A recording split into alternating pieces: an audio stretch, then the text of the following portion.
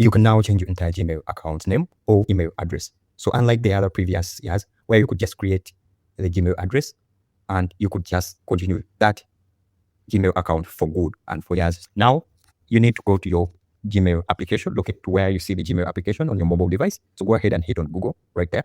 Once you're here, I want you to locate the address bar right there, right at the top. So go ahead and click on it. Once you're here at the home page, I want you to type in google.com and then just hit search. Once you're here on the Google's homepage, I want you to go and tap onto your profile picture in the top right corner. So go ahead and click onto that. And this will take you to your account. Once you're here, you want to select manage your Google account. So go ahead and select that option right there. Now I want you to locate where it says personal info.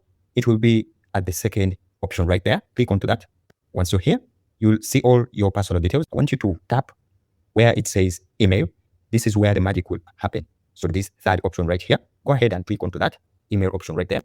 Once under email, I want you to locate to where it says Google account email. So go ahead and click onto your email address will be listed there.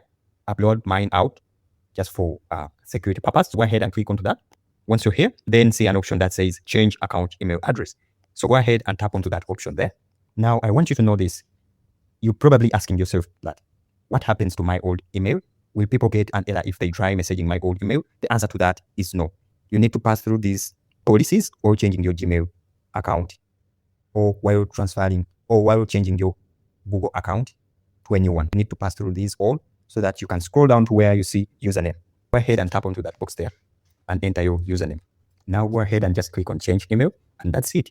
You've probably changed your Gmail address to a new one. Thanks for watching, and I will see you guys in the next one. Bye.